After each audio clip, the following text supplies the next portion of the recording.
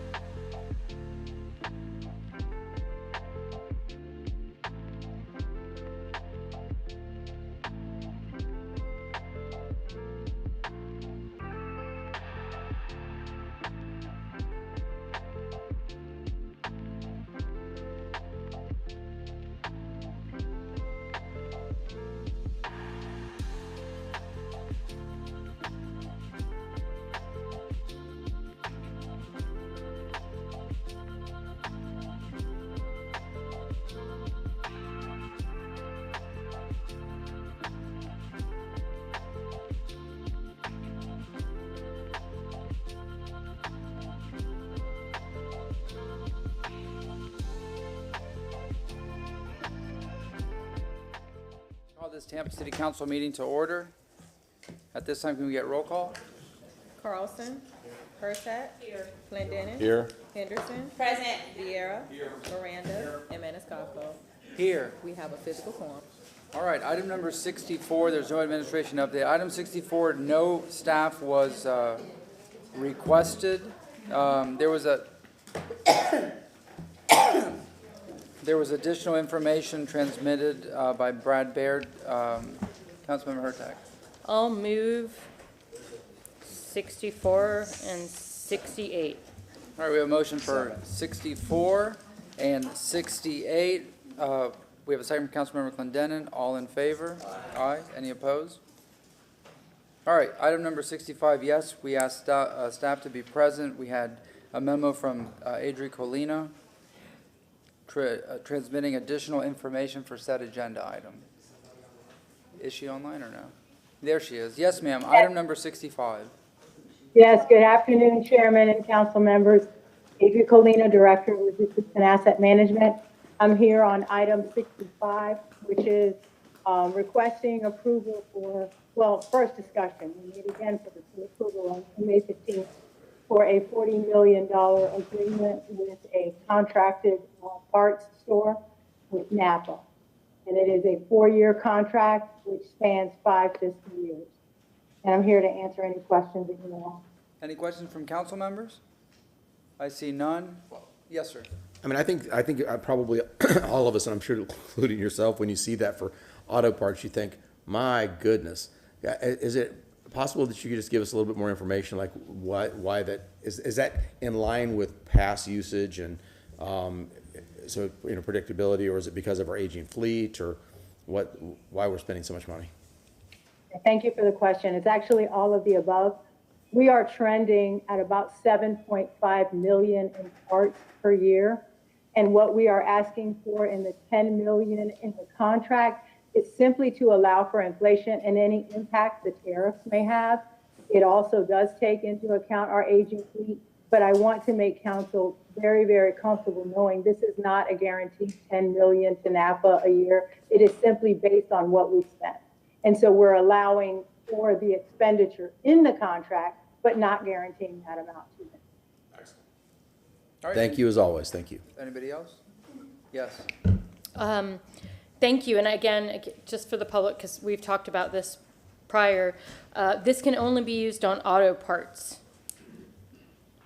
That is correct. Okay. And our marine fleet as well. Anything that our fleet team handles, because remember, we do the maintenance and repair for fire, for police. Yes. That includes their marine vessels. So yes, Okay. ma'am. Yes, So ma'am. yes. So not just cars, but fire trucks, ambulances, boats. Yes. Thank you. Good reminder.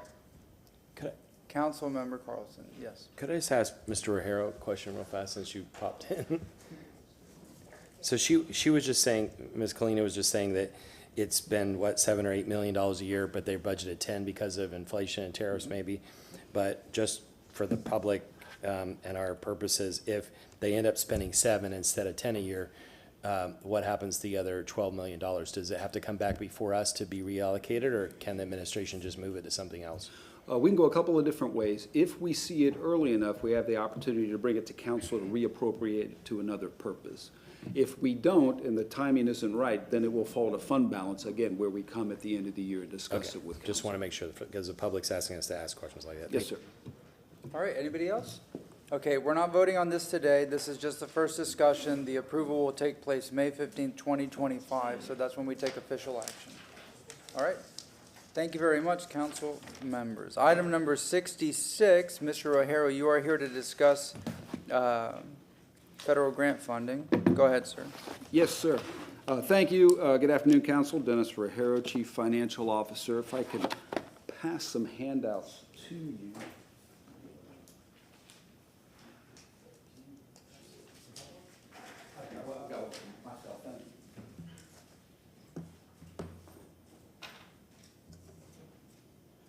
There it is. And first, let me apologize for giving you this information so late. We were unable to get it in time for on-base or earlier, And there's a reason for that. This is a very dynamic environment right now, not only from this particular grants perspective, and I'll share more about that in a moment, but as I'm sure you all know, from a federal workforce perspective. This funding originates with the Housing and Urban Development Office, and they are experiencing similar changes to other portions of the federal workforce that we've all read about.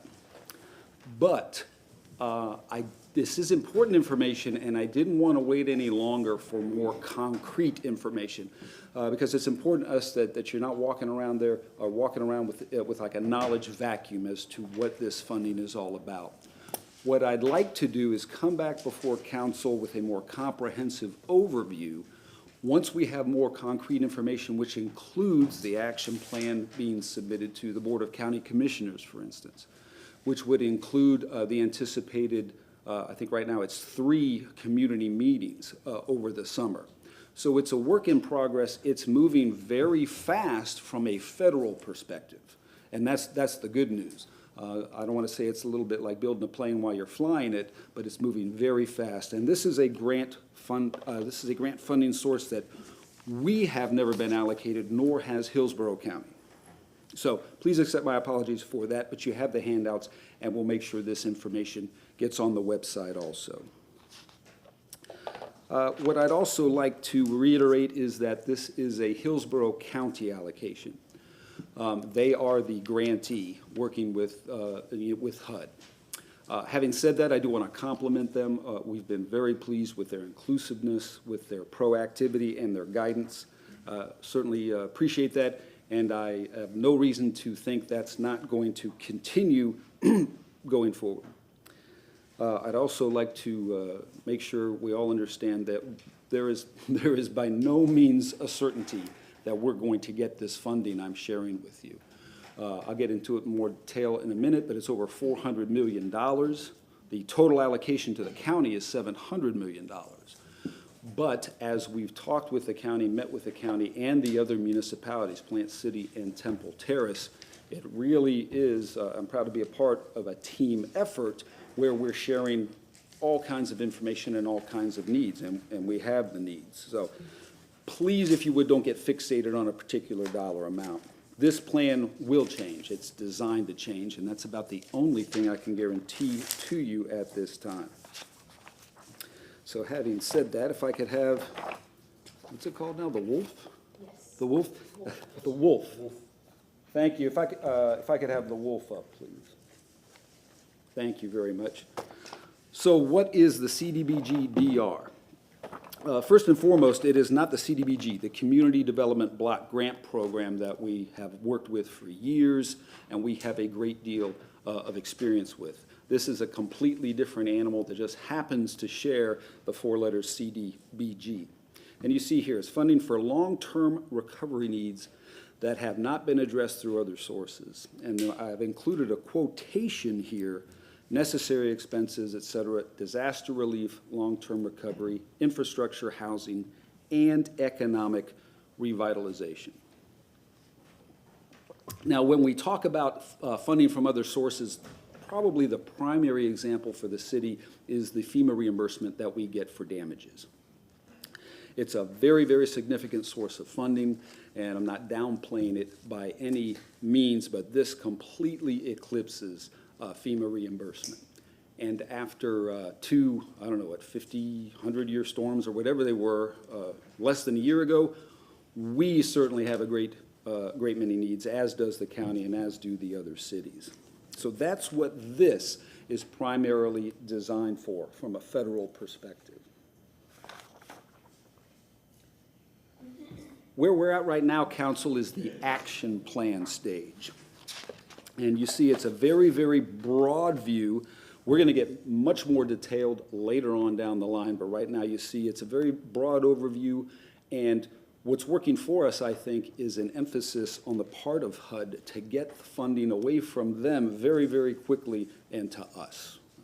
And As a consequence of that, the process at this stage is very streamlined. We give them a broad, I mean the county, gives them a broad action plan with major criteria, and they say yes or no. We have every confidence they're going to say yes, and then we get into the detail of the particular projects, the particular locations, the project budgets, things like that. And that's why you see an emphasis at the bottom of the slide, not specific projects yet. Once we get there, I anticipate council will have a great deal more involvement in our plans going forward with the allocation.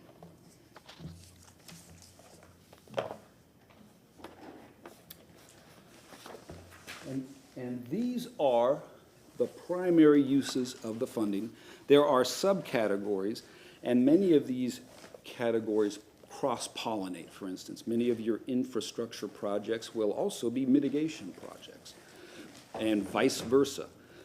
Many of your infrastructure projects may enable or improve economic revitalization. So there's a lot of cross-pollination here, and we'll get down into segregation of those funding sources and uses later on down the line.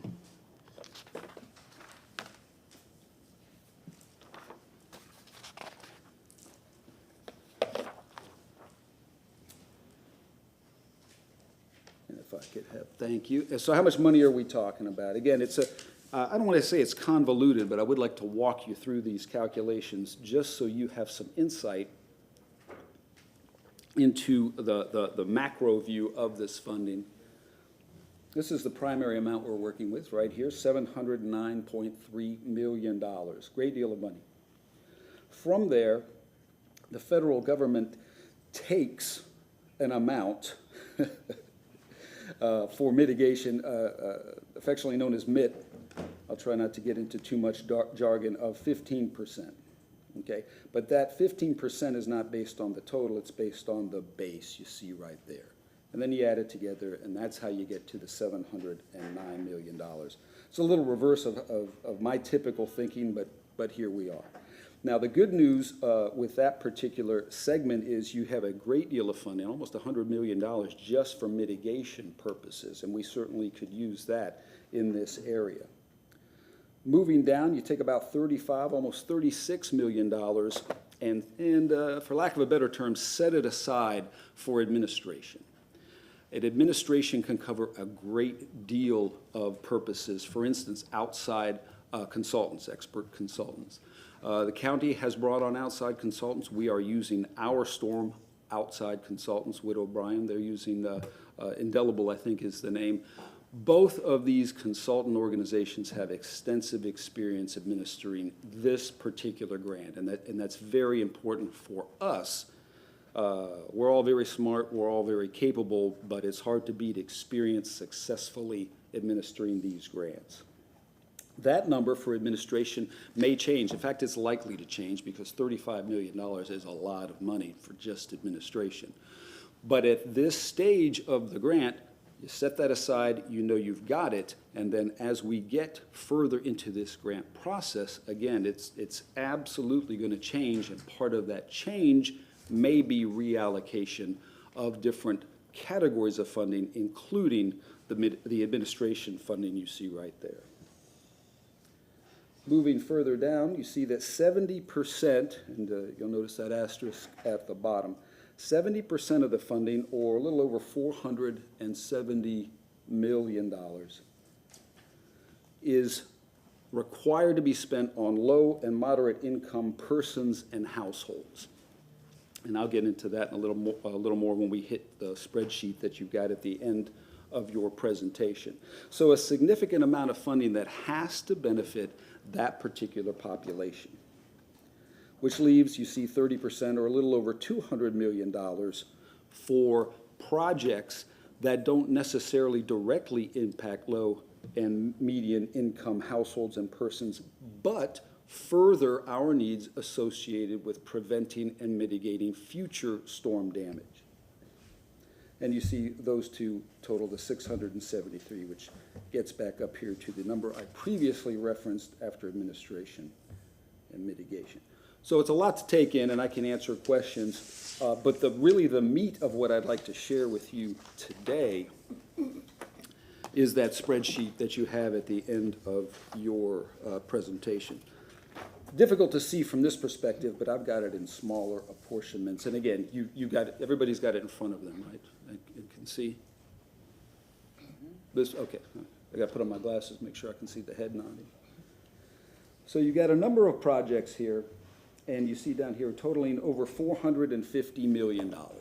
Again, that's well over half of the entire grant, so we're not going to get all that. But this is the stage where everybody puts their best foot forward, and we prioritize the use of this funding for the good of the greater community. What I would like to point out at the bottom here is you see over 93% of the city's submission are for low and median income persons. And the overwhelming majority of that, in light blue, are housing-related projects, which is not a surprise. This grant is administered by the Housing and Urban Development Office of the federal government, so a heavy, heavy emphasis on benefiting all sorts of housing. And then you see 7%, or a little over $32 million, do not meet the particular criteria of low and medium income persons. Now, having said that, if I can dive just a little deeper and with a better view.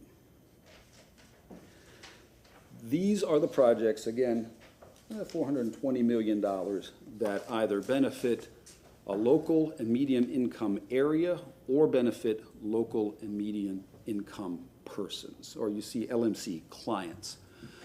What that means, and it may be obvious, but I think it's worth reiterating, is we can do a project that's not necessarily in a low and median income area as long as we can prove to the federal government that it's benefiting people with low and median incomes. And you see across the board here, we've identified, and this was part of the requirement, what do we anticipate these programs and projects will do, and who will they benefit? And you say, again, that's the overwhelming majority. We envision benefiting the low and median income persons. Diving into just the housing, again, so the viewers at home can get a better view. Again, the overwhelming majority of that funding for housing-related purposes, and you see there significant amounts. One thing I'd like to point out,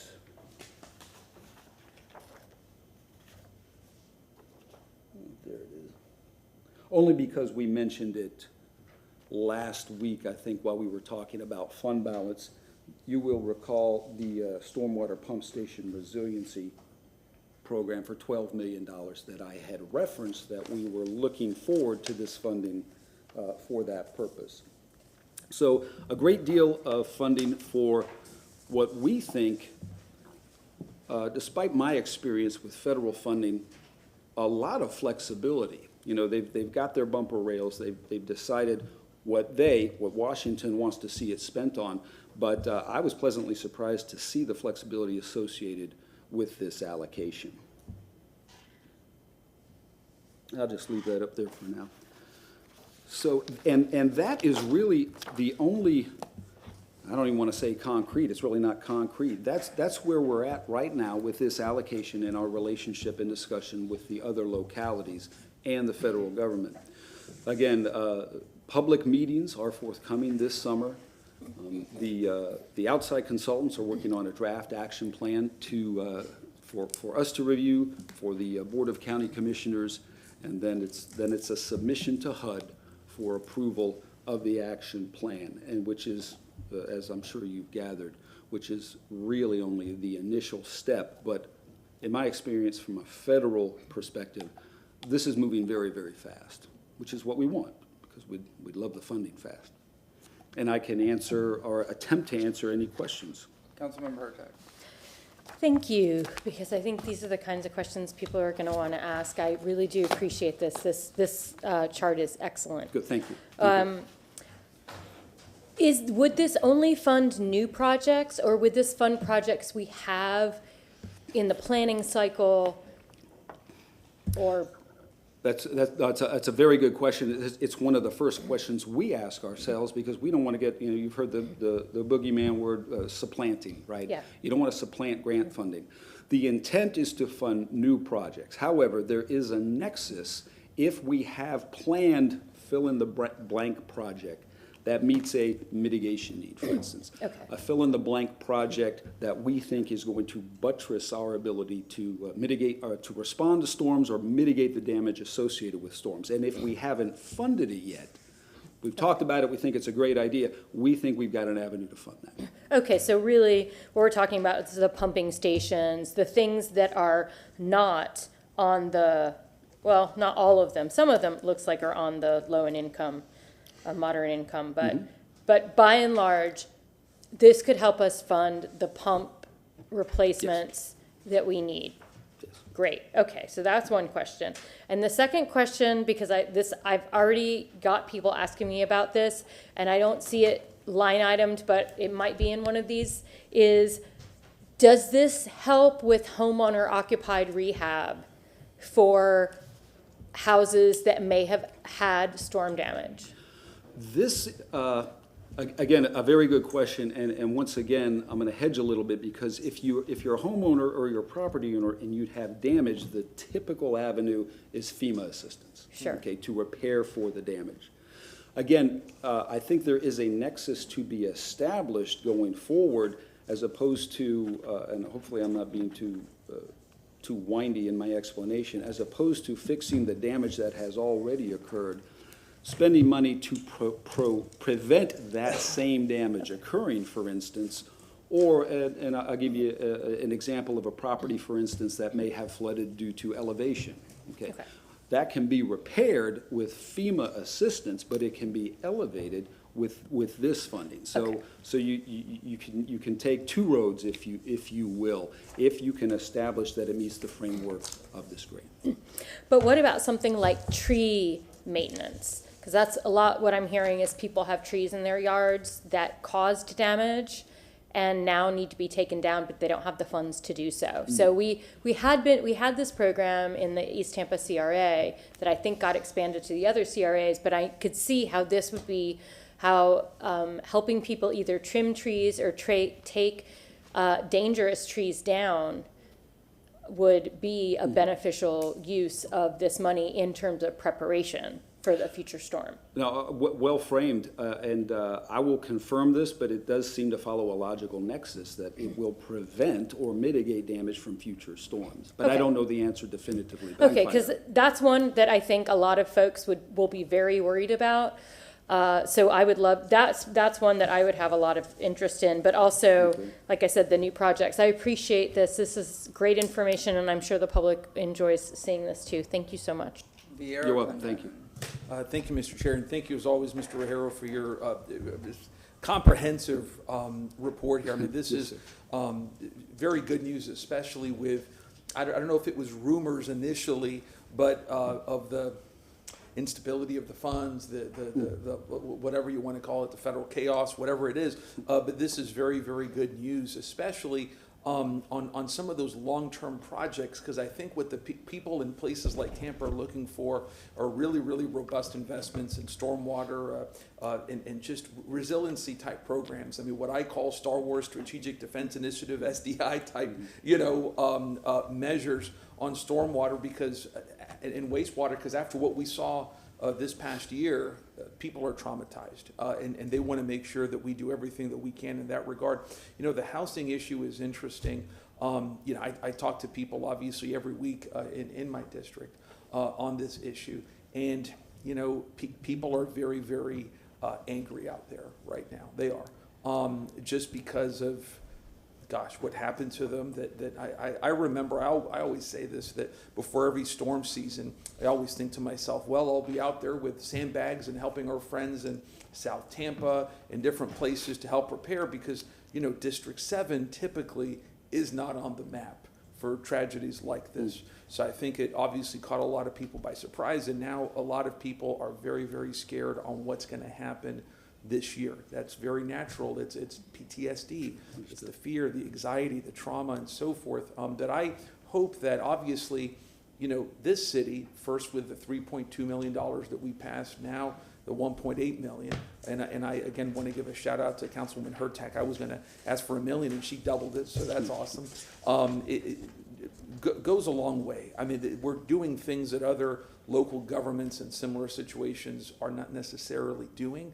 But one of the complaints we hear, and again, those first $3.2 million were defined by Florida regulations, is that potentially a lot of middle income and working class people could be denied those funds. I hope that, again, for that separate $1.8 million, that we can be more inclusive on it towards middle income and working class people all over the city, whether it's South Tampa, North Tampa, whatever it may be. I think that's important. But for these federal dollars, I hope that we can use every legal measure that we can for, you know, fair interpretation of these dollars to make sure that they go to people that need it. You know, you mentioned FEMA. FEMA is one of those things where you always read about it in the news where FEMA gets politicized in the budget in Congress and folks hold it up over a demand on something else, and it happens to some other state than it happened to us. And so we see that up close. And, you know, FEMA's there to help people and everything. I support FEMA's intent, but I think FEMA's big challenge is that it's not funded well enough. And, you know, when you have people that have suffered $150,000 loss and they're uninsured and they're earning $90,000 a year and they get a check for $12,000 from FEMA, man, that doesn't give you a lot of confidence in what government is doing to have your back. And it goes to the idea that, especially since October, am I talking with people, and I've always believed this, that a lot of people in the working class and in the middle class and those working hard to get into the middle class don't believe the government has their back. And stuff like we've seen doesn't help support that. So I think, or doesn't help to oppose that, I should say. So I think that our job in this is to fight that sentiment by being as inclusive as we can on these housing dollars, because man, people are hurting, people are mad as hell, and we got to continue to be there for them. And I think we've done a very good job in trying our best under these tragic circumstances. So, so this is good news. And again, Dennis, I always say this, that your professionalism is always stellar, and you always do a great job. So thank you. Thank you, sir. Very, very kind. Councilman And thank you for, and I'm sorry, thank you for reiterating. I mean, it's really not your words, but this is a game changer. This is a serious amount of funding. So, Thank you. so I'm sort of confused, and maybe I just don't understand this block grant program. But why am I not seeing things like storm, pond retention improvements, even land acquisition for flood prevention? Why I'm not seeing like changing our open ditches to vaults, those type of mitigation efforts in this. I mean, I'm not, other than, shoring up our pump stations and, I don't know, it seems odd to me that these things are missing from that. Is there a reason? Yes, there's a couple reasons, and one of the things I should have said, under the classification, you see there's only two classifications, infrastructure and mitigation. Mm-hmm. These, and I need to understand it better myself, to be honest with you, but these are the two primary classifications, and within those you've got the sub-classifications. For instance, the economic revitalization that I've mentioned. That is not seen on this spreadsheet, but it's contained within those macro categorizations, if you will. The other part, vaults, for instance. Once we get into the specific projects associated with this grant, my understanding is that's the opportunity to refine these particular categories to include things like just what you referenced, and it's expected. Again, we're moving very, very fast, and from the federal government's perspective, they want a sound, broad plan that meets their requirements, and then the expectation is to continue to refine and change these at the project level. Yeah, see, I think on the top, I see several problematic areas, but, I mean, a good thing we talk about is these open ditches, which is creating flooding hazards in our neighborhoods, which also becomes an issue with sidewalk installations. So if we were able to close these ditches up, put vaults in, put pipes in, we'd have opportunities for sidewalks, and it really affects our areas like, the economically challenged areas, like the Sulphur Springs, some of the areas in East Tampa, and some of our other areas that are not as thriving as others. What Councilman Vera has experienced in District 7 in that Forest Hills, working class, lower working class neighborhood, again, this stormwater ponds, it definitely, having those types of improvements and affecting these working class and lower working class people.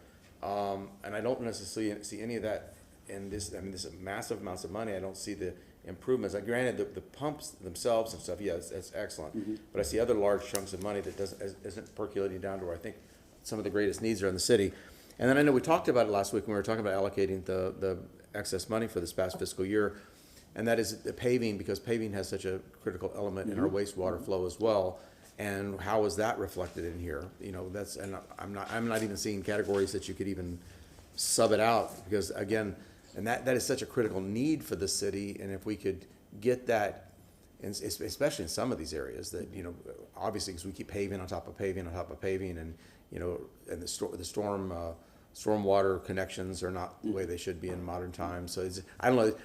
I'm seeing a bunch of missing elements here. So, and I don't mean to micromanage this in the 15 minutes that I've been given a very complicated program, and I recognize my inability to digest all this information in 15 minutes when you guys are pouring it over hundreds of hours and much smarter than I'll ever be. But on the surface, I'm just saying these are the areas I'm seeing that I have issues with. No, I appreciate that, and very good points. And here's the way I see it. And of course, Vic's here, and he can add more detail. For the public meetings, for example, okay, that are going to come this summer, the additional input that council's going to be able to bring to this process, again, in a couple of months. So this is by no means written in stone, but they're very good points. And again, I want to reiterate. Once something gets written, sometimes it just floats along, And one of the things, and two things, I guess, that I'd highlight, again, part of the emphasis is tailoring it to the Housing and Urban Development Department, okay? And the other thing, what some of these consultants, or what these consultants have found in some localities that get this money, it will start out overwhelmingly in the housing area, but you get into logistics. Can you spend that money within the apportioned time of this grant? And then during, it's a 6-year span, and then during that 6 years, you'll see many iterations and changes and reapportioning of that funding. So you've got the grant time period, but you've also got many more opportunities for council and the public to provide their input. So, in light of the political realities that we're living in today, too, I think sometimes words matter and how we categorize things as you send it up.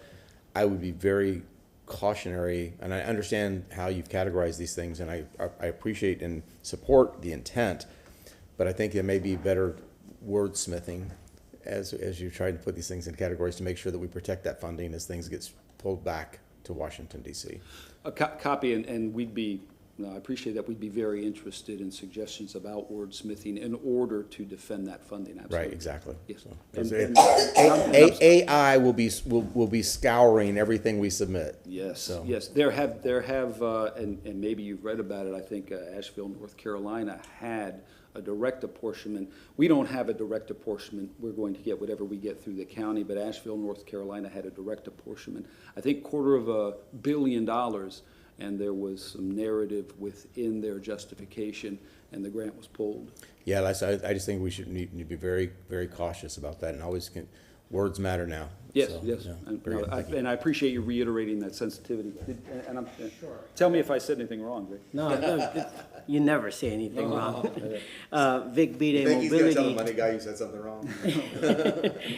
Vic Bede, Mobility Department. I just wanted to clarify or augment what Dennis mentioned about the infrastructure aspects of this program. So he's absolutely right. There are categories within the amounts that are available, of which the real number is really available for low to medium income, the LMI category. For infrastructure, for the whole pot, the county and the city, $199 million are available. But they break in the same proportions that Dennis broke the larger number. So there's not a lot of money, but there's a lot of flexibility. I mean, to his point, this will be revisited. We're right now just working on that plan, or Dennis's office is working on that plan. And I wanted to add one project, because Councilwoman Hurtak mentioned it, is when we were meeting with the HUD, I'd specifically asked that if we already have a federal grant for a project, and if we want to augment that with a scope that fits within this category, the program's category, can we request HUD funding to augment that federal grant? So it's not supplanting, it's adding scope. And what we were thinking, and we are thinking about, is Pathways to Palmetto, because it does have an increased stormwater scope with the height of the seawall now going up a little bit since Helene, or learning from Helene. And that will be added to the list. It's not there today, but it was partly because after meeting with the county, I think both county staff and city staff felt like if we had known some of this criteria or some of these guardrails in advance, we would have been better prepared. So. And if I can postscript that, thank you very much, Vic. It's an excellent example of all the smart people that are involved in this, both the city, and I'll thank them right now. Thank you. Really good quality input and information, and of course, thank the county and the other cities. Councilmember Hurtak. Thank you. So I appreciate this, but I'm looking, now that we're talking about this, and you've mentioned the summer public meetings multiple times. So what happens next? Do they give us a monetary amount first, or are they doing public meetings first? When can we expect to see this money? Like, what kind of timelines can you share with us so the public doesn't get too excited? Because if it's summer, then I'm seeing we're not getting this till fall, Right. which is still fast for the federal It is government, fast for the federal but just government. not so fast for Yes. the people who are still living in homes, damaged homes. No, I thank you. I appreciate that. I do want to manage expectations. You got a couple of steps. The county is scheduling, and they may have already scheduled 3 public meetings, one within the city of Tampa. So that has to happen to get that input. Again, we'll draw city council more into the specificity also. The outside consultants are drafting an action plan now for the Board of County Commissioners review. It's not ready yet. We don't have it. The county personnel don't have it yet either. I can't give you hard and fast timelines yet, but that appears to be maybe next month, and then the public meetings, and then approval by the county commission. Again, they've got to approve it before it goes up to Washington. And right now, very, very tentatively, that appears to be July. Oh, wow, okay. And again, it doesn't sound fast, but No, as you know, and as many of us know, that's lightning speed That's a from the lot federal faster government. than I was anticipating, so that's really wonderful news, and I just wanted to say thank you, and I appreciate you giving us expectations. That's still faster than I thought. That's wonderful. Okay, thank you. Thank you very much for your presentation and the backup documentation, sir. Next up is, Thank you, council. thank you, Vic Bede. You have 69 and 70. The first one is to discuss an in-person report regarding Thanks, Vic. third-party maintenance contracts and equipment paid for by the Stormwater, a service assessment. So, before you begin, I want to set it up, if you don't mind. yes, it is her tax motion. Go ahead, ma'am. Thank you. So this report detailed personnel, third-party maintenance contracts and equipment. And so I got a little bit more, the written report was good, but I still had some questions from it. And so I've shared those questions already, so I believe that you're prepared to talk to them. Sure. So one of the big questions that I saw and that I know the public will want to know is in this report, it says that 11 positions have been reassigned from the Stormwater Division to the Transportation Division, and that seems counterintuitive. So if you could speak to that so that the public understands what's going on, I'd greatly appreciate it. Of course. This was kind of a continuation of the discussion from last year, where some stormwater or some transportation positions were identified that were being funded by the stormwater assessment also. So we reconciled that list of that 11 positions were identified to be funded not by the stormwater assessment. So given that we're in the budget process right now, that is happening right now, and Dennis and his team are working on that as we speak. So the money that was used to pay for FTEs that ended up doing mobility work, will that money be paid back to the stormwater funds? I'm not aware that it will. Again, the reason those positions are being moved out of the stormwater operations itself was because of the concerns expressed last year. But paving is a critical component of stormwater movement anyway, so, Okay. yeah. And I just wanted to reiterate that we as a council approved $500,000 right after the storms to go toward contract work. And then last week, we allocated $3 million. So I just wanted to, and I wanted to make sure, because somebody asked me if that meant that it was only going to be $2.5 million, and I said, no. I believe our idea was that it was $3.5 million going to stormwater. That's correct. So And I want, $500,000 was specifically for ditch grading. correct. the And motion, so I know that you listened, or I think you might have been gone, but you listened to hear the kinds of things that we would like done with that $3 million, including buying more equipment, getting FTEs if necessary. And if you wouldn't mind just talking a little bit about, I have an email from earlier today about what kind of contract work you've been doing, the orders that are in place, just again to give the public a little Sure. knowledge, reassurance about what we're doing to make that happen. Absolutely. So, one, our team in-house is working 6 days a week right now on stormwater maintenance. We're going in the order that we publish on a monthly basis. So just today, we updated both the paving and stormwater reports on tampa.gov/mobility. We've also issued 2 emergency affidavits for stormwater work. One is a $1.25 million affidavit to Kimmons for catching up on cave-ins. Like wastewater, we have a large backlog of cave-ins, and that takes a lot of staff time. So that kind of frees us up to do other things as well. And then the other $1 million is for jet lining and TV inspections of our pipes and culverts and force mains.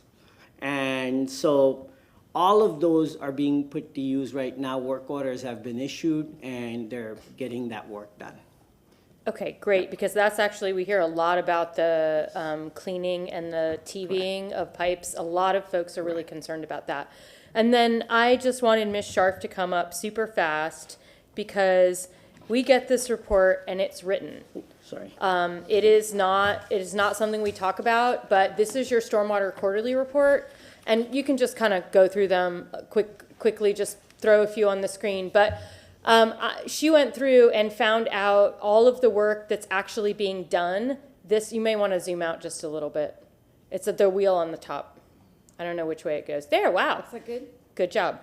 Perfect, because everybody goes the other way first, which is, but this is the watershed master plan, and the things that are highlighted in yellow, you can just keep throwing them on top of each other. That will benefit the entire city. Yeah, so there are some in each neighborhood about the types of projects that are going to be happening this year and continuous work. This is a new updated form of this report, and I just wanted to say people have not seen this, and this is great. At the very end, Ms. Scharf has the website where this is a public report. It is published every quarter. This is where you can find that report. tampa.gov/TSS-stormwater, and then the menu on the left, if you see Stormwater Quarterly Report, it will be there. You can see what's going on in your neighborhood. And I think this is critical. The maps are very useful. I really appreciate the dates, and I wanted to make sure that people knew about that. I know we have a lot of stuff coming forward at the end of this month, but because we didn't have a report this week on what was accomplished last month and what's coming, I did not want this time to escape without us being able to talk about the work that you're doing, the work that is being done, and what we look forward to hearing about more on May 22nd. Thank you. Thank you very much. No, I'm waiting for 70. Item number 70, sir. All right. This is Councilmember Carlson's motion. Go ahead, sir. Yeah, 2-3 weeks ago, I think it was, I started getting a flood of calls from very angry and worried people in New Suburb Beautiful about the possibility of the South Howard culverts going through their neighborhoods, especially the small streets. As I started talking to people about it, I asked, where did you hear this? They said one of the engineers on the project told them that route was in play. As a response to that and a request from some of the members of the community, I asked you all to agree to put this on the agenda. And since then, the city staff have said to my aide and also to the New Suburb Beautiful people that they're not going through their neighborhood. And remember, as was said in public comment this morning, we previously passed a resolution to not go through the interior streets of Parkland Estates. So that's where we stand right now. The reason why there's not a room full of New Suburb Beautiful people here today is because they believe that, based on the discussions with staff, that the staff is not going to allow the consultants to go through their neighborhood. If that changes, they'll show up after June 4th. So now over to staff. Thank you.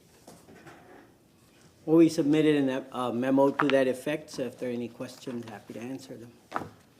Any questions from council members? Can you just confirm for the public, probably some people from New Suburb Beautiful are watching, and I think Mr. Michelini's on the board now. Can you just confirm that there's no alternative that would be presented on June 4th that would go through the interior roads of New Suburb Beautiful or Parkland Estates? So on June 4th, we're going to have a public meeting, or is it June 5th?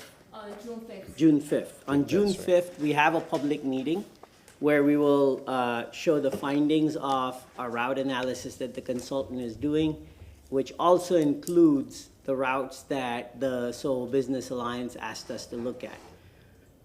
This was one of those routes, Georgia through New Suburb Beautiful, which we had already evaluated previously as part of the JMT study, and it wasn't found to be feasible. We're going to give it another look, and that's what's happening right now, only because it was specifically asked of us to do so.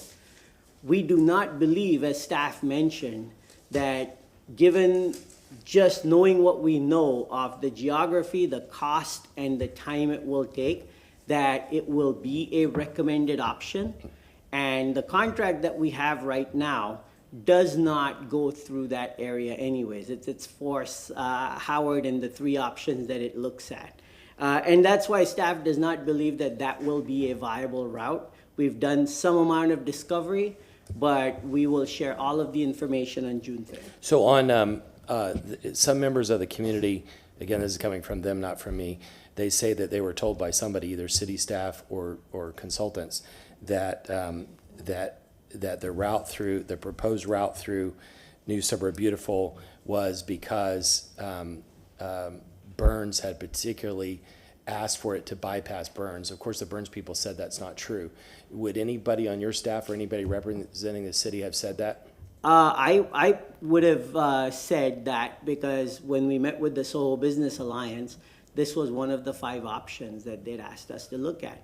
And what we told them was we will look at it again. It's been looked at, we'll look at it again, and we will hold a public meeting where we will show all of our findings. So the perception of the community, this project has been fraught with dirty politics. I don't know how much of it came from 1 or 2 people in Parkland Estates or from the staff, but it's been such a dirty thing. But you see that people scaring people in New Suburb Beautiful and then blaming Burns is cause a political problem. And the perception of the community is that it's somehow retaliation by staff because they didn't like it that the Howard Avenue people looked at other areas. I would ask you again and your staff to leave the dirty politics out of it, and the mayor's office to leave the dirty politics out of it. Despite what was said earlier, a lot of places in South Tampa were flooded, and there are many scared people in South Tampa. They're in North Tampa and other places too, but South Tampa, there are a lot of people that were flooded, and they don't want politics. They want solutions, and they want real solutions, and the people, the community, want to be able to trust staff and consultants when they come before them without trying to stir up trouble. Can I also ask you, so we had previously passed a motion, City Council, to not go down Bristol. Can you confirm that, and that would include going down Lakeview to Bristol? There are only 3 options that you say that are being looked at. Can you tell us, so now, because of the resolution, is staff listening to us, or is staff ignoring our request? Our consultant is looking at those 3 options, and we're going to have a public meeting on June 5th where we'll disclose. I have met with members of the PECC board, with Yuan and our team. We completely understand their concerns and are doing everything we can to consider that and accommodate them. But this is not a matter of just opinion, it's a matter of analysis and benefit over cost. Our consultant is doing that, and we've been consistent with that messaging. We'll know for sure by our public meeting on June 5th, and we hope to share positive news for the community. And City Council is not going to get a briefing in advance? They will, absolutely they will. We're going to, 100%. we're not going to get blindsided by somebody presenting We something. will reach out to all council members. Should you want briefings, we'll be more than happy. So the We'll other schedule thing, the other thing is that some concerns in the community about this project. We heard this morning that the size of the culverts has increased. One of the concerns was that the capacity of this project would not handle the volume of water coming through. The way I've observed this administration is they never like to say that, oh, we weren't doing that, or we're doing something wrong. Instead, they like to say, oh, we were already doing that. They did it through the whole George Floyd thing, protests. The issue is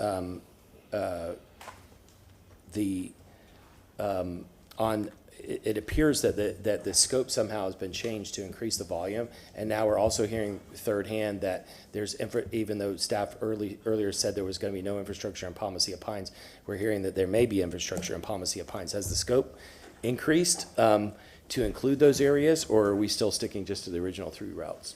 The contract and the scope is the same. We're looking at the 3 routes in Howard Avenue. And there's going to be you're not proposing, the scope has not been increased to provide any kind of infrastructure on Palmacia Pines? The scope of the contract is not changing in any way. What the design informs us based on the modeling, I don't know yet, which is why we've been consistent that let the analysis and let the design happen, and we'll know what the scope is. That's why I had said all along, I think we should do the analysis and then recommend a design instead of presenting 3 alternative designs first. It's unnecessarily caused a lot of fighting and confusion, and I hope that will end, because the community deserves better than this. People whose houses flooded deserve better than dealing with rumors and fighting.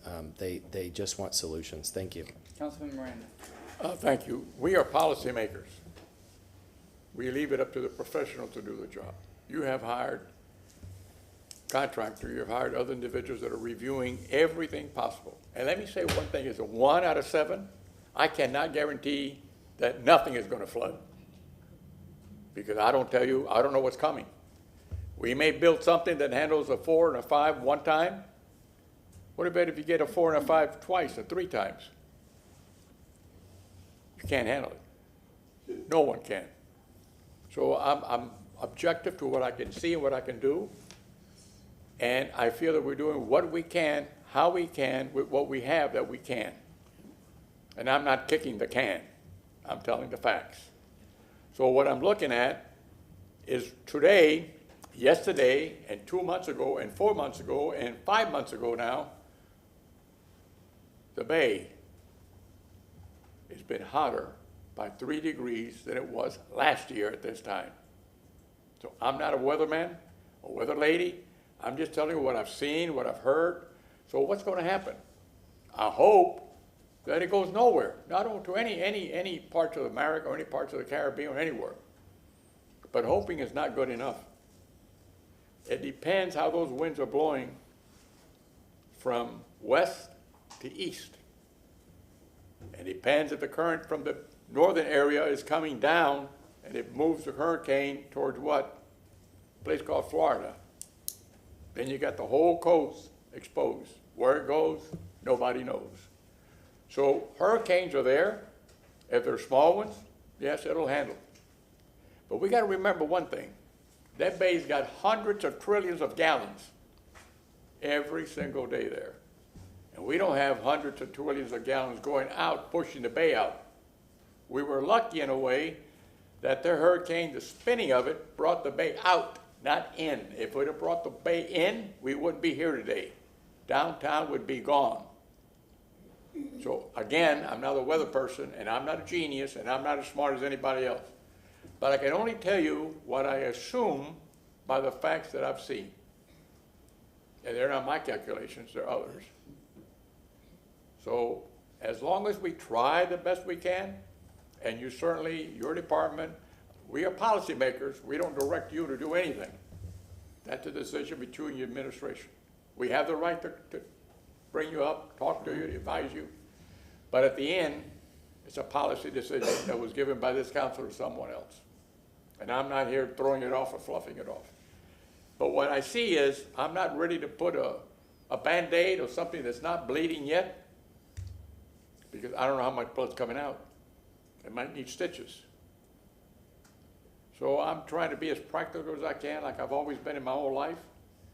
And I can't make decisions that I don't know what the results are going to be. We are trying to fix something that happened a year ago.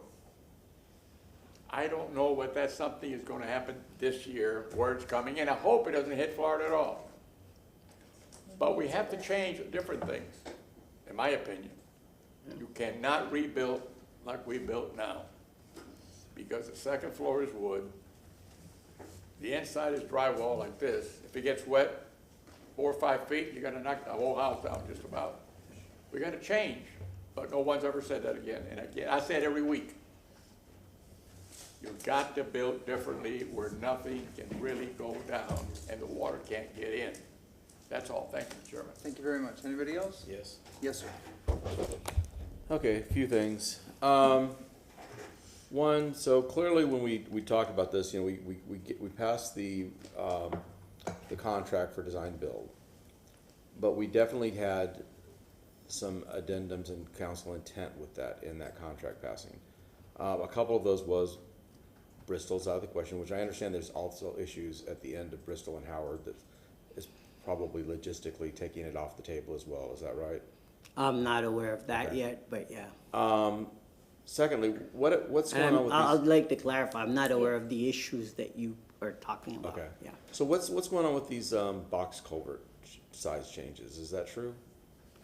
I don't know what's going on. So what happens is they model what size is needed, and that size is scoped. That's well within the contract scope itself. But I mean, that makes a really substantial impact on the installation of those box culverts, especially if, now, not necessarily if we stick to the commercial streets, but if you're going through these grand tree line neighborhoods and houses, doubling the size of those box culverts is going to be very impactful. So I don't know about doubling the size of the box culverts either, Okay. but I will reiterate, we're very aware, empathetic, and sensitive to what the neighborhood has told us. Okay. We've met them a few times. Okay, secondly, and I know you keep going back to those routes, but, so the Swan Howard or Swan Tube, this is possibly culverts underneath the park by Winn-Dixie and using the right-of-way alongside the expressway, is that still being explored?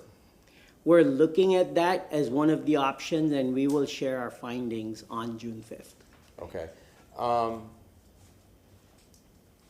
The other thing is, I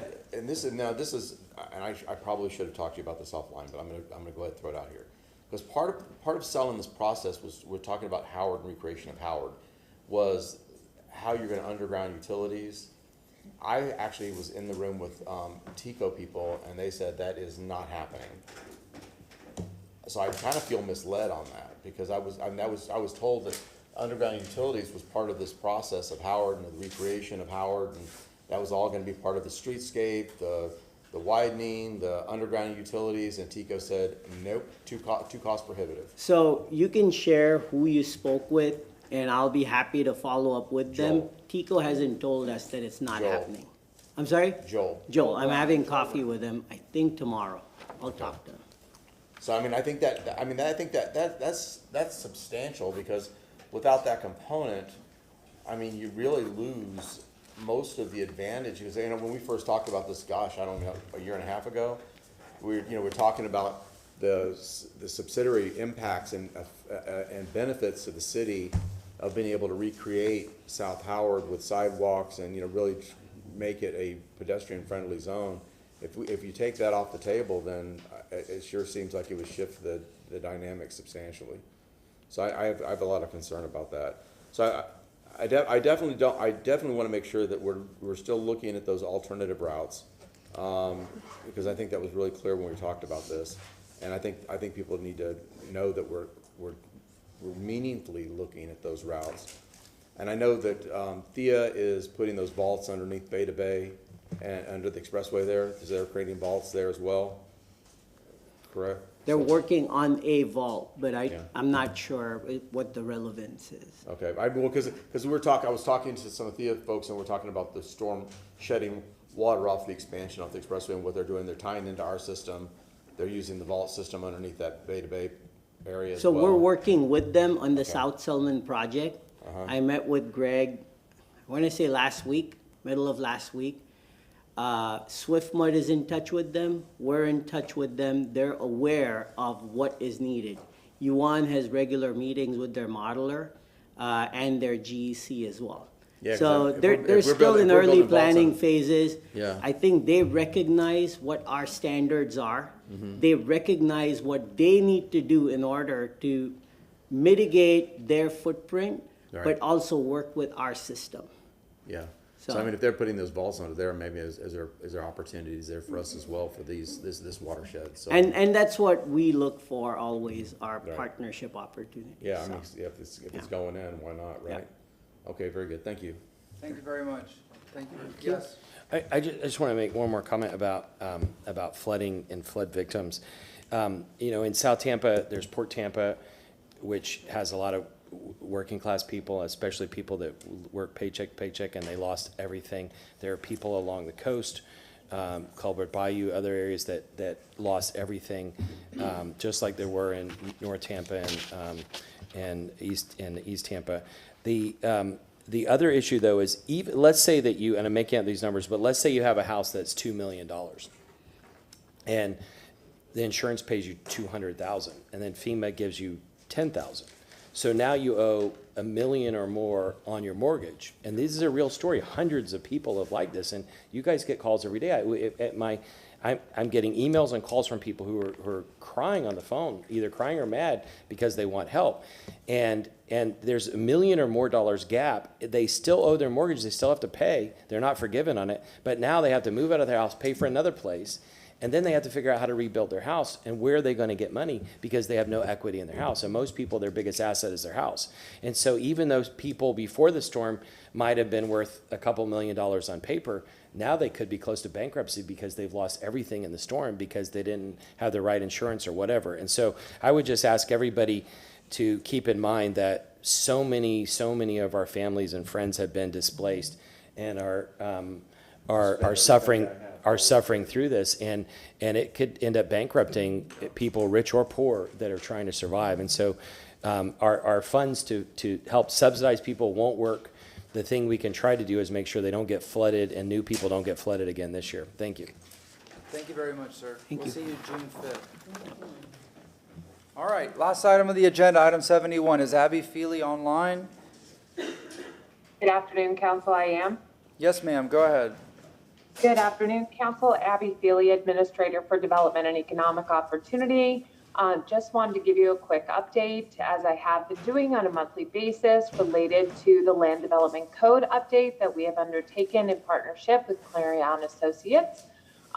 They have begun the drafting of the code, and this is one of the sections that takes the longest amount of time, approximately five months.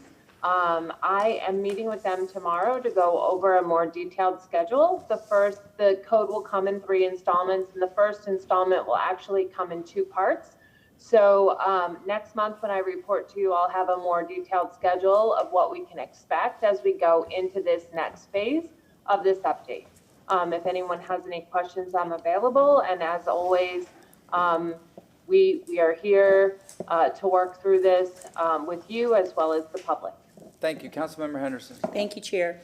Ms. Feely, I had asked at the last update meeting that the Clarion staff circle back to city council members, and I was hoping that that would happen before the next iteration. So can you tell me if, that is possible? Did you? Because they were here when I said that too.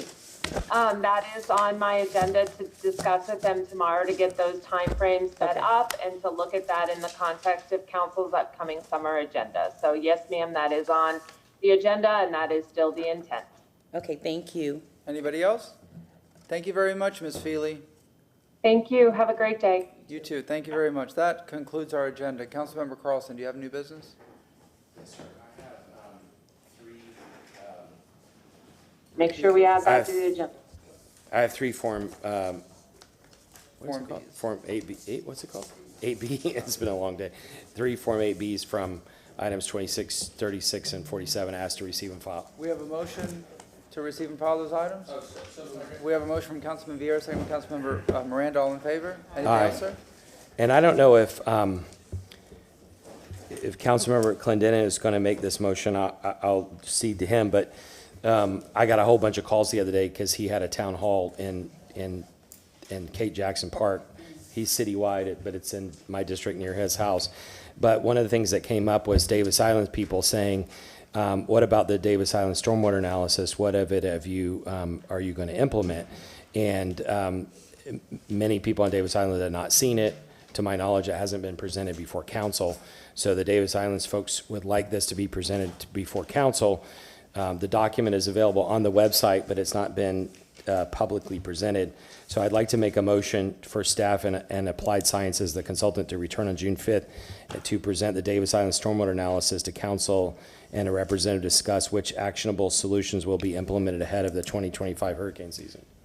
Second that, and just a note that we have never seen this report, and I think some of the discussions in that group were that under the understanding that we had seen that report. So I think it's important that it is disclosed so that everybody and I was able to get a copy of it, so I did read it. So yeah, no, I will second that. Is this the FDP report regarding the Davis Island analysis? It's a private firm that did. They contracted with to do This ideally, I mean, Davis Island is one of the areas hardest hit, and ideally it should have been presented to us a long time ago when it was done. Yeah. But as I heard third hand, I didn't go to the meeting, but as I heard from neighbors, somebody asked Councilmember Clendenin, and he said, nobody's presented that to me before, and then the public was angry because it hadn't been presented. Yeah. And so that's why people called me and said, can you make sure that it's presented and that we have a public discussion about it? And there are lots of neighborhoods that I've been working on bilaterally with stormwater, and they've been very helpful at trying to look at solutions. But Davis Islands is a huge problem where lots of people are hit, and it hasn't been publicly addressed how we're going to help them. Yeah, the report that I did see it after this had come up after the town hall meeting from Applied Sciences Consulting, and it was from an FDP grant, but I did go through it after, because I'm sure we all got contacted after the town hall with concerns and whatnot. So motion and a second. Councilmember Hurtak, did you want to say something? Yeah, we already have 7 staff reports that week, and it's like super busy. Is the 26th okay? Because we have 2 review hearings every single every single person of the month or quarter. Is there anything, my aide picked that date, is there anything that I have that I can move? Yeah, the Indian Rocks Beach regulations on short-term rentals. So I'll make a motion to move that Indian Rocks Beach to September something. September, hold on, the week How- before the 25th. How about the 4th? September 4th? Yeah, it's short. So, yeah, so you want to make a motion to continue the Indian Rocks discussion from June 26th To September to 4th. September 4th under staff reports, okay? Yep. We have a motion and a second. Second. Second from Councilmember Clendenin, all in favor? Aye. So now you're going to put on June 26th under staff reports. June 5th. June 5th? Oh, June 5th under staff reports, you will move that item, wait, your motion. To So put- the motion that he stated. Yeah, I'll give it to you, but to put it, presentation of that report on June 5th. The report's already done, it's just a presentation. All right, we have a motion and a second. All in favor? Aye. The second was from Clendenin. All right, anything Could else, I- sir? Yeah, one other thing, and a couple comments in public comment this morning. One was the Racial Reconciliation Committee, and I was really saddened by what they presented. I think I told you all when we were discussing this, that 5-6 years ago, after the first time I presented Tampa Scorecard, I proposed Economic Advisory Committee, which was set up, 24 people from the community. The administration decided to run it themselves instead of letting council run it. And at the end, there was a whole series of recommendations on how to fix systemic poverty and other issues, with USF helping pro bono to come up with data and data analytics.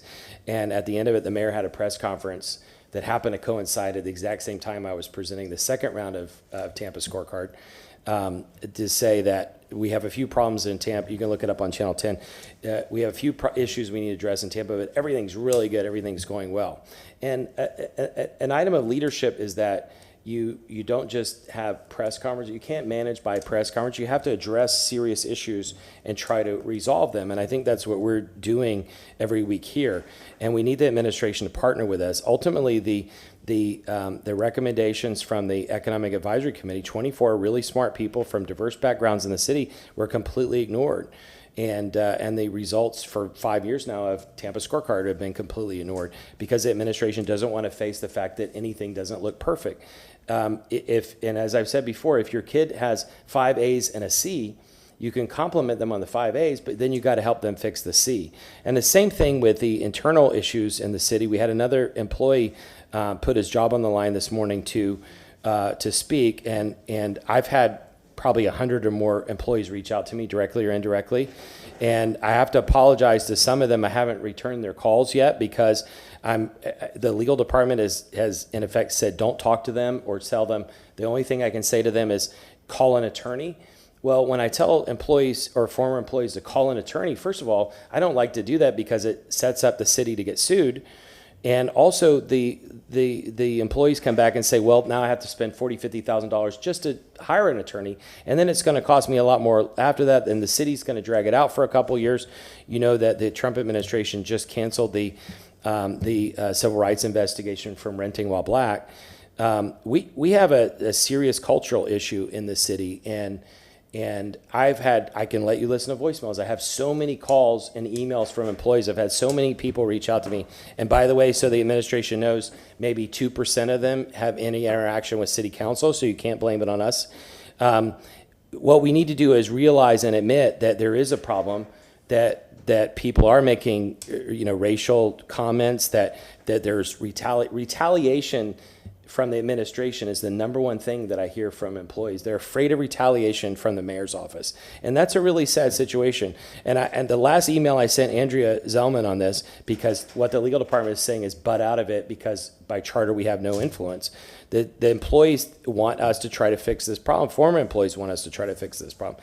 I've worked as a consultant with thousands of organizations in maybe 20 or 30 countries. I've been deep inside organizations. I've never seen a culture that has this many problems. And I've never seen a leadership that sticks their head in the sand and doesn't want to solve the problems. And then their only response is to try to blame city council, or try to blame me or whatever. And this is a systemic issue where people are afraid. And you heard the person this morning, you heard two a few months ago. I've got an issue that we continued for a few more months. My end of this is I would just ask the administration, please show some leadership, meet with me, try to come up with solutions. The employees of this city deserve to be treated better. They deserve to have a positive culture where they can thrive and have a career, not where they're afraid of getting retaliation. Retaliation, I've heard hundreds of times from current and former employees. It's not acceptable. Thank you, sir. Councilmember Hurtak, do you have new business? No. Councilmember Clendenin? Not new business, but to talk about, so I had the town hall at Kate Jackson, as Councilman Carlson said earlier. That was one of the big issues. The other issue, and I'm not just for public discussion because I can't talk about personally or privately. The other big issue was parking in Hyde Park, and I know Councilman Carlson's office has been on top of that for several years. But there's the popularity of these events in Hyde Park is really stressing out like Packwood and some of these other adjacent streets.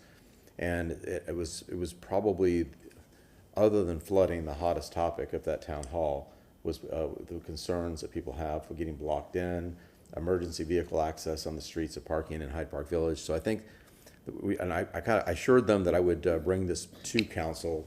Maybe it needs to be a work group between the neighborhood associations, Hyde Park Village, and if Councilman Carlson wants to take it on or something, because I know you guys have worked on it a lot, and I know there's a lot. It's a complex issue, but it's a really, and I personally observe it. I see the problems that's there. The village is no longer a sleepy place. It's becoming more and more popular, and there's more and more events on weekends. So it's definitely stressing out those folks. So I don't know how we want to deal with that, but I promised them the people that I'd bring it up at council. Councilmember Hurtak? Well, we just passed a brand new parking section of the ordinances, and there's actually relief for residents now in that. One of the things they can do is do parking permits for that area and permit only. We could also, in Seminole Heights, in some areas, they have gone to one side of the street parking only due to that very thing, two narrow streets. So there are absolutely things that can be done. I'm working with another neighborhood now on that very issue. So there's absolutely, we can absolutely get things done. But I would go through the new ordinance. I just didn't, because it's single member district. I didn't want to overstep what I was at. I was just sharing the information that I got. Yeah. I mean, I'm willing to tackle it, but or try to bring that forward and get Tim on it. But I also was told by the hallway whispers that maybe Councilman Carlson's office has already worked on this issue. So that's what I wanted to. Yes, sir. I've worked on parking in different parts of Hyde Park, not that particular one. Okay. And I don't, if you want to work on it, I don't care. We could partner with it, or if you talk to staff, maybe just ask them to update me on it. I used to live in historic Hyde Park, and I was always against residential parking because I had plenty. First of all, the space in front of a house is not owned by a homeowner. Somehow we have to make that clear. But if I have an event where family come over, I want my family to park wherever they can. Yeah, we talked about that, by the way. So the same thing with other people. If I'm not using it, why do I care who parks in front of me? And so there are certain events and nights that maybe if there are big events, with Gasparilla, they shut down parking or shut down one lane. Maybe there's something like that. If people really want residential parking, we could end up with it. I'm facing another issue right now where they did provide residential parking near Plant High for a couple blocks, and then that pushed the students into other areas, and now that's made parking worse. And so some people want residential parking, some people don't. Yesterday there was a report that a female student was threatened by a homeowner who said, well, let's see if you come back with pop tires at the end of the day. It's not acceptable. You don't own the space in front of your house. And you can't threaten kids. And so we need to come up with solutions that resolve these issues for everyone. Everyone has to live together. And also we need to put more people on bicycles and other forms of transportation. Yeah, so a lot of that discussion, I kept thinking, well, this is where the ride sharing programs and, like I said, the bicycles would come in handy. Mm-hmm. Maybe it's getting there. But I also understood the issues with emergency vehicles, and people were parking on both sides of the road. And I was the one that brought up the issue of you have visitors. If you do residential permitting only, you have a party, you have family come over, people can't park. There's nowhere to park. So. The other thing, and if I may, the other thing is when the neighborhoods that I've taken and they started really looking at this, they realized that once you designate spaces and you say those are residential only, that actually usually reduces the capacity by half, because the neighbors themselves, and I won't mention specific roads or neighborhoods, but the neighbors themselves park close to their own driveway, which they're not supposed to do, or they park close to the intersection, or they park too close to certain places, and sometimes they park opposite driveways.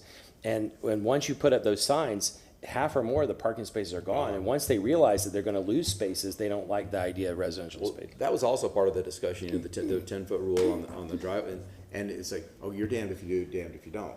Because, you enforce it, you lose all that parking spots, and some of those, especially in the historic neighborhoods with one driveway and very narrow lots, there's one spot, but that one spot may be less than 10 feet on each from a driveway.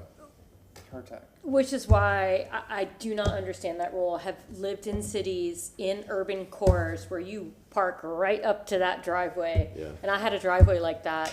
It was it could fit 4 cars. Right. We never had 4 cars, but when we had people over, everybody would have to back out narrowly. I mean, but that's living in a city. And if we want, I would wholeheartedly have the discussion about reducing the amount next to a driveway. So, there are multiple things we could do. Should we have a workshop? Maybe, but let's flesh it out a little bit more. Maybe everybody come up with some ideas and bring it back. Yeah, this is an IOU to the But- group, because they. yeah, I said no, I'd bring it no. up. So, yeah, I agree, let's flush it out, but maybe potentially bring this up for a workshop. Oh, I think that's a great idea, because we have a huge problem and we cannot park like we are a suburb anymore. And you are so right. On-street parking is public. So what they did in Seminole Heights behind the C House, it's a popular establishment, and that was the issue, a street right behind, is that they didn't do residential parking permits, they just did parking on one side of the street only. And I swear to you, not 3 weeks later, someone had a garage fire, a wood, over 100-year-old house, and their separate garage caught fire. And I've never seen flames like that. I happened to be walking with a friend, and we saw the smoke and walked up to it. And if they had not gone to one side of the street parking, there's no way that the fire engine could have been there. It was unbelievable luck that had started. And they had a hard time making the turns, but that's a whole nother story. But either way, if we can do nothing else, we can absolutely start looking at one side of the street parking. I would recommend that 100%, even before we start having this conversation about. Mr. Revolt and his department has been phenomenal with that. Very good. Thanks. All right, Councilmember Henderson. Thank you, Chair. I want to address the public comments that came before us this morning regarding the City of Tampa's Racial Reconciliation Committee. And maybe I'm doing a little bit of teaching here and a little bit of reminding. When we unanimously supported this committee, it clearly states, and this is online for people who want to read it for themselves under racial reconciliation, that we created this committee to review, study, and make recommendations to the City Council, to us, and to the City of Tampa. Now, that is very important. Make recommendations to us and to the City of Tampa and to City Council. The people that we selected, in my opinion, we all were able to pick, and we chose experts in a variety of areas. The CDC, the Black Chamber of Commerce, Feeding Tampa Bay, the University of South Florida, my pick, Africana Studies and Anthropology, church members, our pastors, NAACP appointee, Urban League of Hillsborough County, the History Center, the Tampa Bay Coalition of Clergy, Aid Brown Ministries, and Florida Rising. These people are experts in their areas, and they already have answers. On day one, based on the categories that they are assigned to in terms of this committee, affordable housing, economic development, youth opportunities, etc., they can provide recommendations to us. That was what was asked when we created this committee. So the disappointment for me today was to hear the editorial as if we've done something wrong. We provided the resources, the funding. We put in place for this to take place with the we partnered with the John Scott Florida Institute of Government at the University of South Florida to provide the facilitation services to the Reconciliation Committee. We used the University of South Florida Institute of Government to collaborate and partner with, to provide the workshops, etc. subject area experts, all of that stuff. So at this point, there are several meetings that took place: December, February, March, April 22nd, and now here we are today on April 30th, and we get this editorial as though we're not doing something.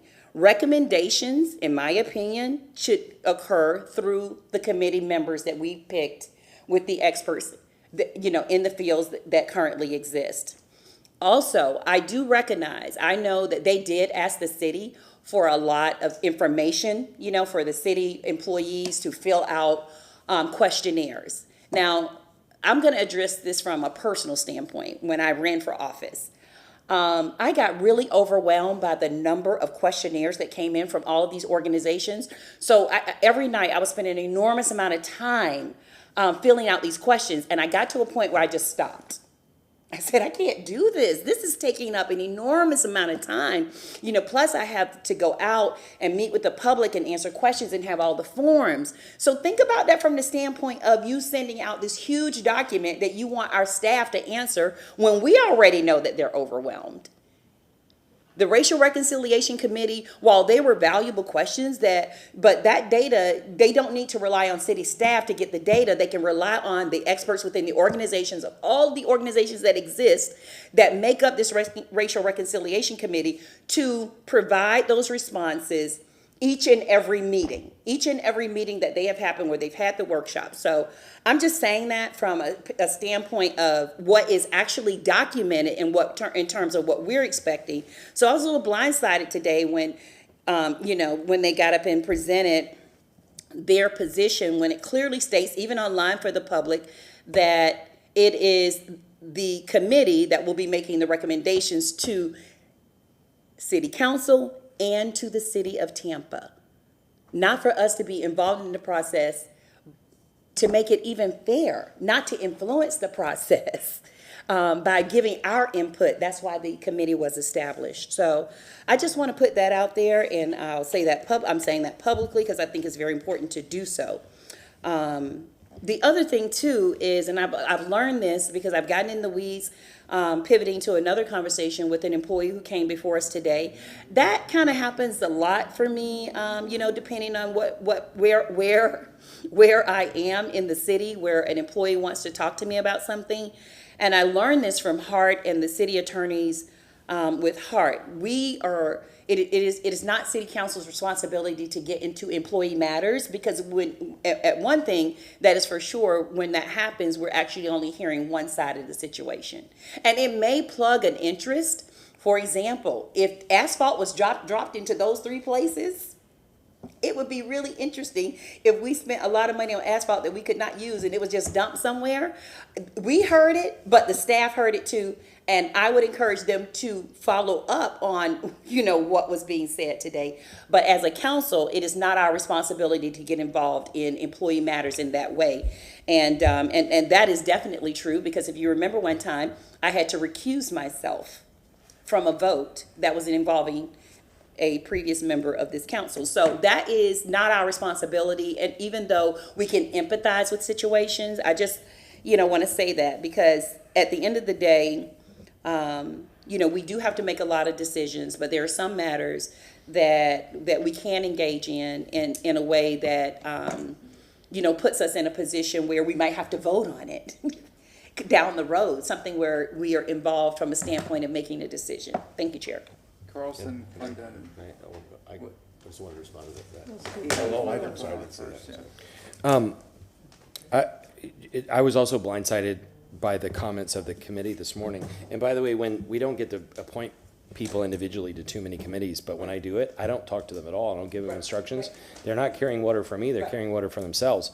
So my appointee, I've never spoken to her about that committee. I don't even know what from her point of view, what's happening. But similar to other things, like when the East Tampa CAC came to us, you have people from diverse backgrounds who may not always agree with each other, but they agreed to come before us and say that there's an issue. And what I gleaned, maybe others heard it differently, what I gleaned for them is that they're asking for information from the city and they didn't get it. Remember also that our Budget Advisory Committee I don't remember how long ago it was, but our budget advisory committee a couple years ago or more complained also that the city was not cooperating and getting the information they needed and not being transparent.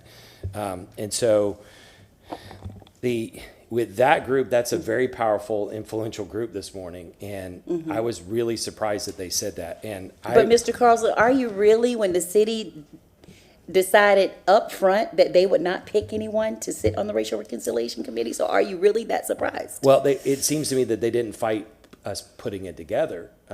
Right. And so, anyway, I agree with you. There are people who have deep backgrounds and they can give us advice. USF may be giving them data, and there's public federal data that's available. But if they need something from the city, we should just ask the administration to cooperate with them. And inevitably, it's just like I said before. If your kid has 5 A's and a C, you don't try to hide the C and say, "Oh, I only got 5 A's, I didn't get a C."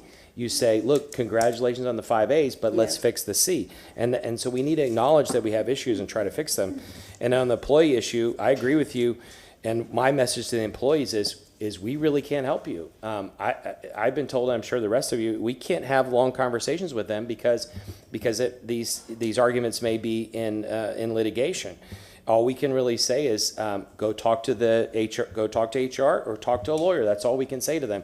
And it's very frustrating, but it's also frustrating knowing that the administration appears to not want to engage this in a positive way. If I was advising, from a PR perspective, if I was advising this administration, I would say you need to allow a little bit more transparency to this, and you need to allow a process that you don't control so that we can figure out what the issues are and resolve them. We've got 2 years. This mayor can take credit for having resolved the cultural issues that may not have started under this administration, but they can take credit for fixing them. But first, they've got to acknowledge the problem and admit it. Otherwise, it's going to keep coming forward as we get closer to the deadline, as this mayor's time gets shorter and shorter, more and more of these folks are going to come out and talk about it publicly because that's what happens. Even mayors like Pam Auro, who's probably the most powerful mayor in the last 30 years, people came out of the woodwork talking about her.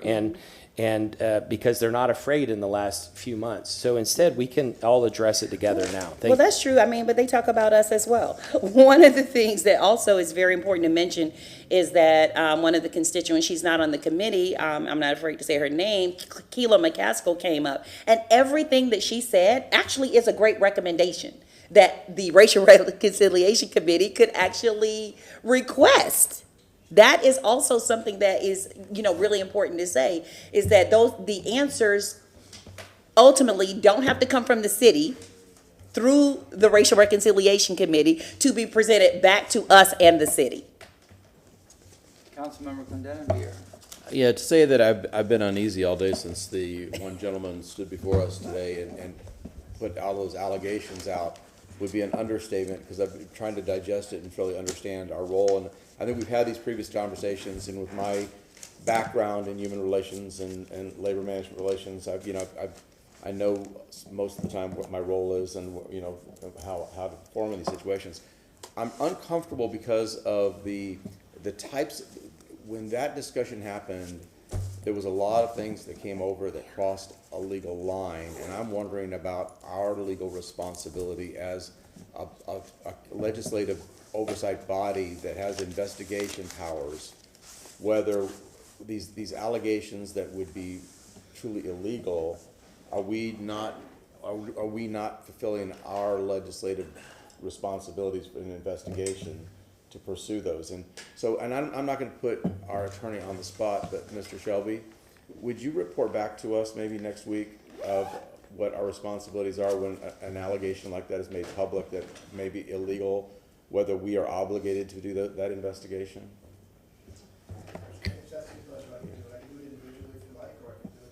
I think it'd be a good. I think it'd be a good public discussion. I think there are two different, ma'am. Go ahead. There are two different pieces. One is whatever happened as an HR issue, but when an employee alleges that there's fraud or misuse of resources, that's something that is in our domain. Yeah, that's what I'm talking about. And I think that's why we need to get that answer. And that's why I'm wondering, because maybe we just put it to bed, if there's nothing there. But I think that when things like you walk up to a police officer and tell them something, you can't take it back. That person has to investigate it. I mean, did that cross that line with us today? Did they just say something to us that we have to investigate because it's illegal?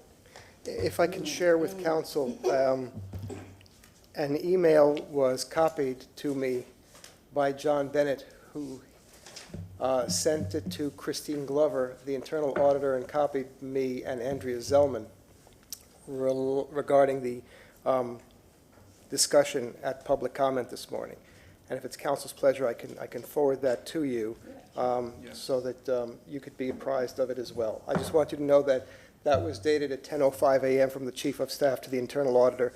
So Mr. Bennett was here during public comment, and he took care of it while he was sitting here, and I'll forward that to you. Okay, thank you. Councilmember Vieira. Thank you very much. I'll make some comments. I'll just say this on the HR issue, and I have personal experience from this that I can talk about now because it's all done, that when you get involved in a potential legal issue, you become a person with knowledge, okay? And you become a potential witness. If it goes into litigation, you become subject to subpoena, you become subject to potential deposition. I know that because I was involved in something where, by the way, did the right thing, consistent with my values and how my mother and my father raised me, but I had a text that was put one time in a lawsuit and a complaint. And if you ever want to know what that feels like, it sucks. It does. But again, did the right thing, how my mother and father raised me, no problems, but just, you got to be smart and defer to lawyers. Not me, obviously, but yeah, just my thoughts. A couple of things, if I may, with regards to the Racial Reconciliation Committee. Obviously, heard the members, and we appreciate all their service and their work. There's a couple of things to balance here, I think, which is, you know, first you start. The remarks tended to be geared towards the executive. Towards the administration. You start off with the idea, which I called it a big missed opportunity when this committee was proposed, and I stand by that, which is the lack of formal involvement by the administration with regards to appointees. I think that sent the wrong message. I've gone to most of the meetings, I think except for one, if I recall, the very first one. And that point always gets brought up. It frankly, I think, if you will, struck a chord that continues to give a wrong impression, I guess, if you will, or a negative impression. So again, it is a missed opportunity. But then there's the mitigation. I was at a meeting maybe 2 weeks ago with Pastor Harris, who spoke, and Chief John Bennett. And I think that the decision by the administration was, again, missed opportunity, terrible. But if we know anything about Chief Bennett, he's a man of engagement. He's a man of common ground.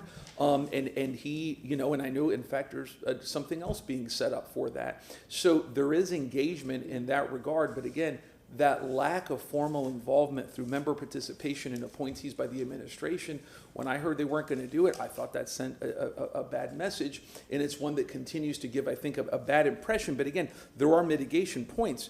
The two big issues are, and Councilwoman Henderson said this correctly, that these are subject matter experts. And so we are relying upon them to be able to give us ideas, and they are going forward with that. Our attorney, Mr. Shelby, has been in every single meeting. My aide, Brandon Jordan Lazo, has been in every single meeting. I've been to, again, the majority of the meetings, and I know some of y'all staff members have been there as well. And this council has strongly supported it, funded it, and so forth. And so I think that's a good thing. But one big thing that I want to emphasize, and I said this to the committee in public comment, was that they really have an opportunity. We have a mayor's election and a city council election, and what they propose can be talked about before candidates.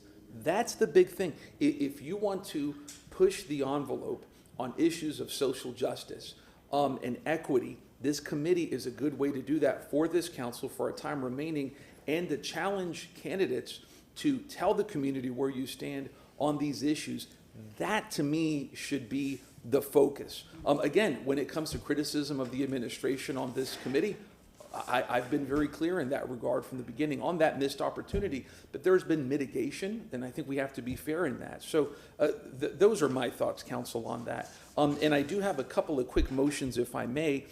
First, many of y'all know Angela Birdsong. Her mother, Marjorie Clark, will be turning 100. I believe it is in August, but I just want to do the motion. She is a woman who is originally from Harlem, born in 1925. Imagine that, Harlem during the middle of the Great Migration. unique woman of history.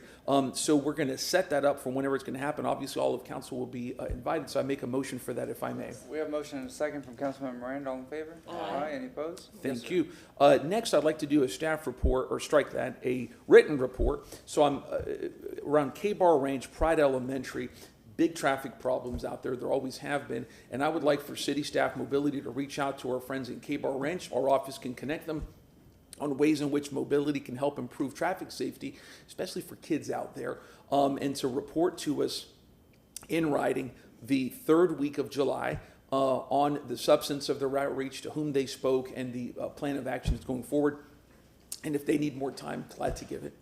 Is that a motion or just a Oh, request? yes, sir, I'm of sorry. them? Yes, motion. All right, we have a motion. We have a second from Councilman Clendenin. All in favor? Yes, ma'am. Yes. There you go. Then the third, there has been the disability internship program that I've been talking to some of the organizations that are helping out with it. There's a lot of concerns. I want to have a discussion before City Council on. It appears that July 23rd of 2025, we have room for a written, strike that, for a staff report. Please correct me if I saw it incorrectly, because I know these. July 23rd, no. The 31st. 31st, okay. Yes, sir. Is that clear? It says written, there's 3 staff reports and 1 written. So are we good? You want to No, a person. Yes, sir. limit to 4 staff reports, no commendations, presentations for July 31st. Does it fit then? So this will be the last one. There's 3 is what I see. Is Okay. that correct? I'll take it. Okay, so Councilman Vieira has a motion for July 31st under Yep. staff reports. And if I may, thank you, Mr. Chair, it is an in-person report to focus on how the program is operating, and I'd like for a report on the following: what departments are accepting interns with special needs, and which are not, and why. And then to ask providers to come and to give input. They can either give input in writing or in person during public comment. All right, we have a motion and a second from Councilmember Clendenin. All in favor? Aye. Any opposed? Anything else, sir? Yes, and a couple of, this is not a motion. I am, we had Paul Guzzo here today. I'm going to be making a motion. I want to make sure in terms of how to word it, and I want to make sure I get the right entity. I'll probably make it next week, but on the burial plots and the Italian Club and some of the things that Mr. Guzzo has talked about, and whether or not there are issues that the state of Florida would have to deal with. I want to make sure, I believe the Florida CFO would manage that, but I want to make sure before I make the motion. Then 2 quick things. These are not motions. I wanted to say, I saw Councilman Clendenin's town hall, and that went great and everything. I always invite, especially citywides, that if y'all ever want to have town halls in New or North Tampa, please come. I'd love to introduce you and then get the hell out so that I don't violate sunshine. But I'd love to do that. Yeah, I know, right? And then lastly, if I may, one thing I did want to point out, and I'm going to make a motion on this one day, is with public comment that we have a rule saying that city council members may not be called out by name. But today I was called out by Tony Ellsworth, and it was a good call out. And so no, I didn't object. He goes, Luis Vieira is a great guy. He loves veterans. But my name was called, and it violates the rules, right? That was deceptive. No, I know, right? No, but it violates the rules, which is you can't call out a member by name, correct? But if somebody goes, Luis Vieira is a great guy, I'm not going to go, right? Oh, you can't do that. But if somebody goes, Luis Vieira is a terrible person, I can go, Mr. Chair, they're violating the rule. In other words, that rule is not content neutral, and we got to get rid of it. So I will be making a motion for that, because either we enforce it, and next time Tony comes up there and says Luis Vieira is awesome, let's stop him from saying that, or we get rid of the rule, because I think that precludes public comment. I think we can pretty much assume that Tony Daniels is never going to come up and tell you that you're awesome. Tony Williams, Tony Ellsworth. Oh, no, no, I'm all for child support now. Yeah, and that's it. Thank you, council. Thank you very much. Councilman Miranda, do you have any? Well, I speak as long as my colleague next to me, we'll be here at midnight. And he only started with one little sentence. You know, I was listening to everything about the parking and the driveway and this and the other, and the time from one station to a call. And it's kind of erratic that what's happened in this city is when I was much younger, a teenager or so, there was no air conditioning in none of those cars. Yeah. The ambulance was half the size. They didn't have much of the equipment that they have now. So now you got to have a bigger, like a 350 chassis at the bottom. Certainly the fire engines that were there, all they had somebody outside ringing the bell. And now you have all the aquatic equipment. You got something now. that cost about $800,000 to $900,000. At that time was maybe $10,000, $20,000 for fire engine. And now the streets haven't gotten any wider. So the problem is that what we have is ourselves. We have gotten to the point that through success, from 3:30 to 6:30, leaving downtown, it's terrible. And if you get on the expressway without an accident, it'll take you 30 minutes. They'll go from downtown around, if you're in the expressway, to get off. So we're gonna have delays in things that we have, no matter how many stations we have for fire and police. It's gonna take time because we do not have what we had before. And that was smaller vehicles on the same size roads that didn't have anything that you can hear things outside. You can't hear anything when you're driving a car. And you gotta look, see if you see the red lights, and that's how you see it. And miraculously, they go through. I don't see how, so they deserve a hoot and a holler, say thank you for not running over any cars and vehicles, because what I see there is nothing but danger. And as far as parking next to a driveway, the closer you get, the more often you're gonna get hit. That's all. Thank you. Can I Motion get to receive and file. Motion to receive and file from Councilmember Henry. Second. Second, Councilmember Miranda, all in favor? Aye. We're adjourned. Roll me out of here, which I need today. Celine, I love your braids. You and Michelle Obama, y'all.